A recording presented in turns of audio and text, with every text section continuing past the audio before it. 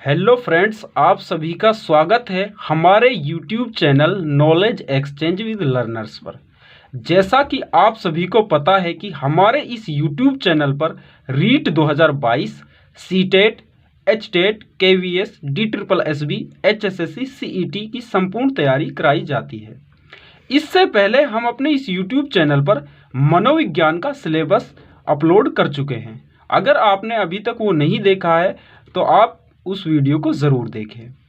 आज हम इस वीडियो में जो है साइकोलॉजी के फर्स्ट क्लास यानी कंटेंट की बात करेंगे।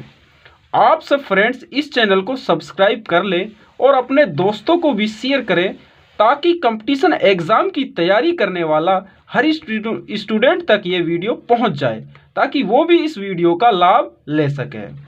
आइए फ्रेंड, अब हम बात कर लेते हैं मनोविज्ञान का जो हमारा टॉपिक है, जो रीट लेवल फर्स्ट और सेकंड दोनों के लिए इम्पोर्टेंट है, उसकी बात कर लेते हैं। ये टॉपिक जो मनोविज्ञान है, ये कोई भी शिक्षण जो है एग्ज़ाम है, यानी जो शिक्षक का जो एग्ज़ाम है उसके लिए बहुत ज़्यादा इम्पोर्टेंट रोल रखती है साइकोलॉजी। अब बात कर लेते हैं हम इस टॉपिक में मनोविज्ञान।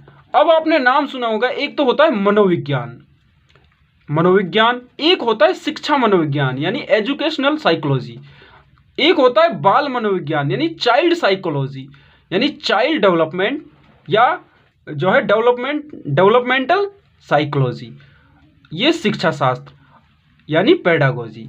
अब बात कर लेते हैं, हम क्या करते हैं कभी कभी इन सभी वर्ड को, जो ये सभी हमने लिखे हुए हैं चारों, इनको एक समझ बैठते हैं, लेकिन फ्रेंड्स ऐसा नहीं है।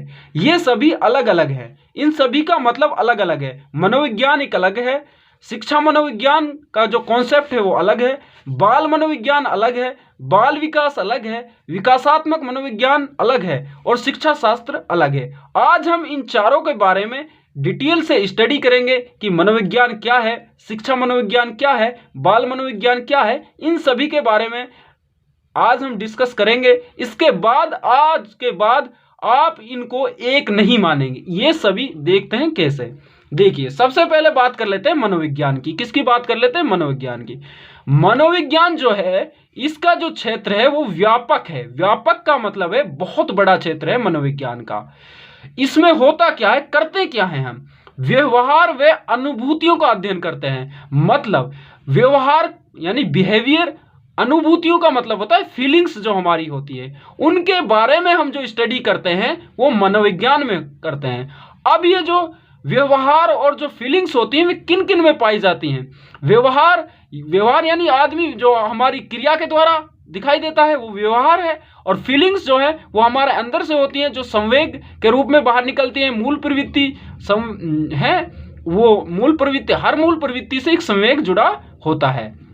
अब बात कर लेते हैं व्यवहार में अनुभूतियों का अध्ययन तो हम करेंगे, लेकिन किन किन का करेंगे? पशु और मानव दोनों के व्यवहार व अनुभूतियों का अध्ययन करते हैं हम किसमें? मनोविज्ञान में। किसमें करते हैं? मनोविज्ञान में। इसलिए इसका क्षेत्र क्या है? व्यापक है, क्योंकि पशुओं का भी और मानव का भी किस किस के व्यवहार जो है और अनुभूतियों का हम अध्ययन करते हैं मनोविज्ञान में। अब बात कर लेते हैं जो उनमें, अब क्या होता है, व्यवहार भी हमारा कई बार बदलता रहता है। जैसे फॉर एग्जाम्पल आप देखिए, जब आप अपने दोस्तों में होते हैं तब अलग तरह का व्यवहार होता है, जब आप अपने फादर के सामने होते हैं तो अलग तरह का व्यवहार होता है, जब कहीं और होते हैं, बाहर स्कूल वगैरह में होते हैं, एक टीचर के तौर पर आप जब वहाँ पढ़ा रहे होते हैं तो वहाँ पर व्यवहार अलग होता है। और फीलिंग्स भी हमारी, कभी खुशी है, कभी गम है, कभी दुख है, कभी क्रोध है, ये भी हमारी बदलती रहती हैं। अब बात कर लेते हैं जो मनोविज्ञान है वो एक विधायक विज्ञान है। कौन सा विज्ञान है? विधायक। अब बात कर लेते हैं विधायक विज्ञान होता क्या है या व्यवहारिक विज्ञान होता क्या है। विज्ञान यानी साइंस जो है वो 2 टाइप्स की होती है। कितने टाइप्स की होती है? 2 टाइप्स की। पहला जो है शुद्ध विज्ञान यानी प्योर साइंस। कौन सी साइंस? प्योर साइंस, जिसमें 100% परिणाम मिलते हैं। कैसे परिणाम मिलेंगे? 100% परिणाम मिलेंगे। अब जैसे आप समझिए, जैसे ग्रेविटेशनल फोर्स है, न्यूटन के जैसे नियम है, आप कहीं भी जाइए, चाहे आप अमेरिका हो, चाहे आप सऊदी अरबिया हो, चाहे आप हिंदुस्तान में हो, अगर न्यूटन का नियम जो यहाँ काम करते हैं वही वहाँ पर काम करेंगे, यानी कि 100% आपको रिजल्ट मिलेंगे। अब किसी भी कहीं भी परिस्थिति में, कैसी भी परिस्थिति हो, कहीं पर भी हो आप, तो 100% परिणाम अगर आपको मिलते हैं तो वो हो जाती है प्योर साइंस यानी शुद्ध विज्ञान। अब बात कर लेते हैं ऐसे कौन से सब्जेक्ट्स में होता है। फिजिक्स में आपको 100% रिजल्ट मिलेगा। मान लीजिए आप आर्किमिडीज का सिद्धांत है, आप कहीं भी लगाइए, किसी भी देश में जाइए, किसी भी परिस्थिति में जाइए, हमेशा सेम रहेगा। केमिस्ट्री है, आप देखिए जैसे जल का जो सूत्र होता है वो होता है H2O, यानी कि 2 अणु हाइड्रोजन के और 1 अणु ऑक्सीजन का। आप चाहे किसी भी देश में हो, कहीं पर भी हो, हमेशा H2O ही कहेंगे हम जल को। मैथमेटिक्स का आप एग्जाम्पल देख लीजिए। अब आप देख लीजिए जैसे त्रिभुज है, त्रिभुज की चाहे कहीं पर भी आप चलो जाए, किसी भी परिस्थिति में हो, हमेशा जो है 180 ही उसके आंतरिक कोणों का योग होगा। इसका मतलब यह हुआ शुद्ध विज्ञान में हमेशा जो रिजल्ट्स आएंगे वो 100% परिणाम मिलेंगे। अब दूसरा देख लेते हैं विधायक विज्ञान। विधायक विज्ञान यानी अप्लाइड जो साइंस होती है, 100% परिणाम प्राप्त नहीं होंगे, लेकिन अच्छे परिणाम प्राप्त होते हैं। मतलब 100% हम ये नहीं कह सकते कि अब हमारी यहां पर परिस्थिति अलग है, गरीबी में परिस्थिति अलग है, अमीरी में परिस्थिति अलग है, हम अमीरी में अलग तरह से व्यवहार कर रहे हैं, गरीबी में अलग तरह से व्यवहार कर रहे हैं। मतलब कि क्योंकि जो हमारा अप्लाइड साइंस होता है उसमें 100% रिजल्ट नहीं मिलते, इसलिए हम उसको मात्रात्मक यानी परिणाम जो प्राप्त नहीं होंगे। क्यों नहीं होंगे भाई, हम ये नहीं कह सकते एक व्यक्ति का एक जगह व्यवहार देख के ये नहीं कह सकते कि ये व्यक्ति जो है 100% हर टाइम यही व्यवहार करेगा। ऐसा संभव नहीं है। हो सकता है आप अपने जो, जैसे मान लो आप कहीं जॉब कर रहे हैं, वहां पर जो अपना सीनियर है उसकी बात, उसके लिए आप जो है एक बहुत अच्छा व्यवहार कर रहे हैं, लेकिन आप जैसे घर आए, घर पर आप जैसे आप है अपनी वाइफ के साथ अलग तरह से व्यवहार कर रहे हैं। मतलब हमारा जो व्यवहार है परिवर्तित होता रहता है, ठीक है। इसलिए हम इसको मात्रात्मक रूप में ये नहीं कह सकते कि जो व्यक्ति का अच्छा व्यवहार है वो हमेशा ही अच्छा रहेगा। हो सकता है किसी परिस्थिति में वो बुरा भी हो जाए। इसलिए इसमें जो रिजल्ट्स हैं हम 100% हमें परिणाम प्राप्त नहीं होते। अब ऐसे कौन से सब्जेक्ट हैं, जैसे मनोविज्ञान है, मनोविज्ञान में तो हम ज़्यादातर जो बात करेंगे वो बिहेवियर की करेंगे, और बिहेवियर हमेशा किसी का एक समान नहीं रहता। चाहे आप अपना ही एग्जाम्पल देख लीजिए, आपका हर टाइम बिहेवियर जो है एक जैसा नहीं रहेगा, ठीक है। इकोनॉमिक्स यानी अर्थशास्त्र, अर्थशास्त्र भी जो है अप्लाइड साइंस है, इसमें भी जो है परिणाम है वो बदलते रहते हैं। अब फ्रेंड्स बात कर लेते हैं हम शिक्षा मनोविज्ञान की। हमने एक पॉइंट जो मनोविज्ञान था उसको क्लियर कर लिया है कि उसमें क्या क्या चीज़ें आती हैं। वो विधायक विज्ञान है, उसमें हम व्यवहार व अनुभूतियों का अध्ययन करते हैं। किन किन की? पशु और मानव की। अब बात कर लेते हैं हम शिक्षा मनोविज्ञान की। किसकी बात कर लेते हैं? शिक्षा मनोविज्ञान की। शिक्षा मनोविज्ञान जो मनोविज्ञान का ही एक भाग है। मतलब शिक्षा मनोविज्ञान जो है वो मनोविज्ञान में से ही निकला है। तो क्या है? मनोविज्ञान का शिक्षा में उपयोग करना। मतलब जो मनोविज्ञान के नियम हैं, जो मनोविज्ञान के सिद्धांत हैं, जो मनोविज्ञान के सूत्र हैं, जो मनोविज्ञान की शिक्षण विधियां हैं, उनको जब हम शिक्षा में प्रयोग कर लेते हैं तो वो बन जाता है शिक्षा मनोविज्ञान। और जो शिक्षा मनोविज्ञान के जनक हैं वो हैं E.L. थॉर्नडाइक, यानी कि एडवर्ड थॉर्नडाइक। अभी ये क्वेश्चन एचटेट 2021 हुआ था, उसमें पूछा गया था कि शिक्षा मनोविज्ञान के जनक कौन है? E.L. थॉर्नडाइक। अब बात कर लेते हैं इसका लाभ क्या है कि भाई मनोविज्ञान को हम शिक्षा में उपयोग कर क्यों रहे हैं? ऐसी जरूरत क्या पड़ी कि जो मनोविज्ञान को जो हमारी शिक्षा है उसमें मनोविज्ञान का प्रयोग करना पड़ा? देखिए, सीखने में सिखाने, यानी कि खुद को सीखने में और किसी दूसरे को सिखाने में, पढ़ने में और दूसरों को पढ़ाने की जो प्रक्रिया है वो क्या बनती है? इफेक्टिव बनती है। यानी कि जो है अगर हम मनोविज्ञान के सिद्धांत, सूत्र, नियम वगैरह के अकॉर्डिंग, अगर हम शिक्षण सूत्रों के अकॉर्डिंग अगर हम बच्चों को पढ़ाएंगे तो हमारा जो पढ़ाना है वो एक इफेक्टिव होगा। बात कर लेते हैं आगे। विद्यार्थी जो है, विद्यार्थी को ऐसी शैक्षणिक वातावरण और परिस्थिति मिलता है कि वो उसमें सीखने के लिए जो है खुद उत्सुक हो जाता है, खुद स्टूडेंट चाहता है कि मैं इसको सीखूं। अब बात कर लेते हैं नोट्स की। ये नोट्स क्या है? एक इंपॉर्टेंट नोट्स है, मनोविज्ञान शुद्ध विज्ञान नहीं होता। अगर आपसे पूछा जाए मनोविज्ञान कैसा विज्ञान है, तो मनोविज्ञान जो है विधायक विज्ञान है, यानी अप्लाइड साइंस है, वो शुद्ध विज्ञान नहीं है। इस बात को आप ध्यान रखना, इस पॉइंट को आप जो है नोट कर लेना। अब बात कर लेते हैं दूसरे नोट्स की। नो, मनोविज्ञान के जनक, मनोविज्ञान के यानी फादर ऑफ साइकोलॉजी कौन है? वो है अरस्तु। कौन है? अरस्तु यानी एरिस्टोटल। अगर इनकी जननी पूछा जाए कि किस सब्जेक्ट से इसका जो है निर्माण हुआ है या किस सब्जेक्ट से ये निकला है, तो वो निकला है दर्शन शास्त्र से। किससे निकला है? दर्शन शास्त्र से। अब बात कर लेते हैं फ्रेंड्स आगे।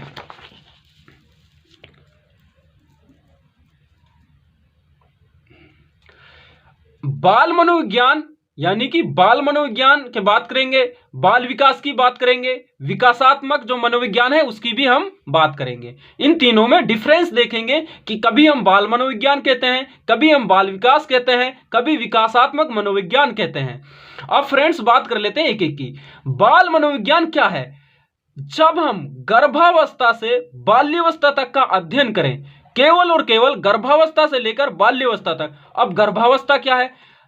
गर्भावस्था है गर्भधारण से लेकर जन्म तक की जो अवधि है उसे हम क्या कहते हैं? गर्भावस्था। यानी कि जब बच्चा जन्म लेने से पहले तक की जो अवधि होती है उसे क्या कहते हैं? गर्भावस्था। ये कितने डेज की होती है? ये लगभग 280 डेज की होती है, यानी कि 280 दिन। अगर हम सप्ताह में बात करें तो 40 सप्ताह जो है गर्भावस्था की जो है अवधि होती है। यानी कि जो बच्चा है वो माँ के पेट में लगभग 40 सप्ताह या 280 डेज या 9 माह तक रहता है।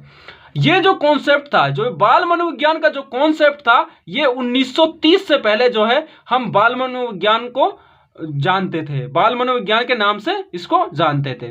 इसका जो क्षेत्र था वो कैसा था? सीमित था, कम था, यानी संकुचित था। देखो आप, केवल और केवल गर्भावस्था की स्टडी कर रहा था, शैशवावस्था की स्टडी कर रहा था और बाल्यावस्था की। और बाल्यावस्था जो होती है वो लगभग 6 वर्ष से 12 वर्ष तक होती है। लगभग 6 वर्ष से कितने वर्ष तक होती है? 12 वर्ष तक। और जो बाल मनोविज्ञान है वो खाली क्या पर जोर देता था? किस पर देता था? यानी खाली उसे ज्ञान चाहिए। जैसे फॉर एग्जांपल आप देखिए, जैसे अधिगम क्या है, बस इतना कहेगा। ये नहीं कि अधिगम क्यों हो रहा है, हम अधिगम क्यों कर रहे हैं, ये यूज नहीं करे। केवल और केवल ये सीख लेगा कि बस अधिगम क्या है, आगे जो है उस पर जो नहीं जाएगा। ओनली ज्ञान मिलता था इससे। ये नहीं सोचते थे कि ये ज्ञान है जो ये क्यों आया, कैसे आया, किस तरह से आया। जो बाल मनोविज्ञान है, अगर उसके जनक की बात करें तो वो है स्टैनले हॉल। स्टैनले हॉल ये कहां का है? अमेरिका का। अब बात कर लेते हैं बाल विकास की। इसकी बात कर लेते हैं बाल विकास। अब बाल विकास जो है 1930-40 में जीन पियाजे, कौन आते हैं? जीन पियाजे, जो एक दबंग स्टाइल में एंट्री करते हैं। मतलब कोई भी टीचिंग एग्जाम हो, ऐसा कोई एग्जाम ही नहीं बना जिसमें जीन पियाजे से क्वेश्चन नहीं बना।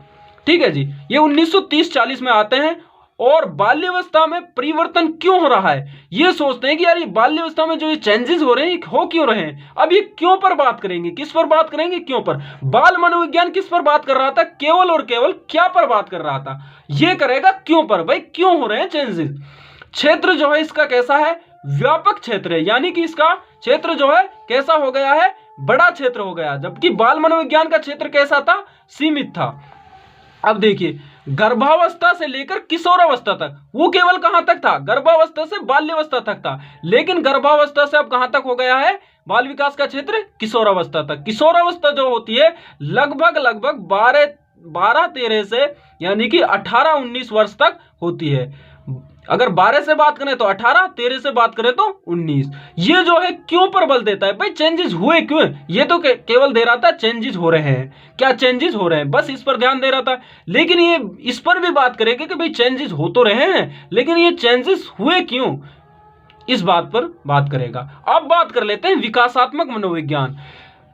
गर्भावस्था से लेकर प्रौढ़ावस्था तक का अध्ययन, या फिर कहें हम गर्भावस्था से लेकर वृद्धावस्था तक अध्ययन। मतलब इसका जो क्षेत्र है वो और भी ज्यादा व्यापक हो गया, बाल विकास से भी ज्यादा व्यापक हो गया, क्योंकि ये तो गर्भावस्था से लेकर मृत्यु तक चल रहा है। इसमें गर्भावस्था आएगी, इसमें शैशवावस्था आएगी, फिर बाल्यावस्था आती है, फिर प्रौढ़ावस्था या वृद्धावस्था आप कहते हैं, फिर उसके बाद हो जाती है डेथ। क्या हो जाती है? डेथ। अब बात कर लेते हैं हम एक नोट। बाल के अध्ययन के जो पितामह हैं, यानी जो फादर हैं, वो है स्टैनले हॉल। अगर पूछा जाए बाल अध्ययन के पितामह कौन है? Stanley hall. कहाँ के रहने वाले हैं? अमेरिका के। अब इनको फादर कहा क्यों जा रहा है? इसलिए कहा गया कि इन्होंने 1893 में एक बाल अध्ययन आंदोलन चलाया।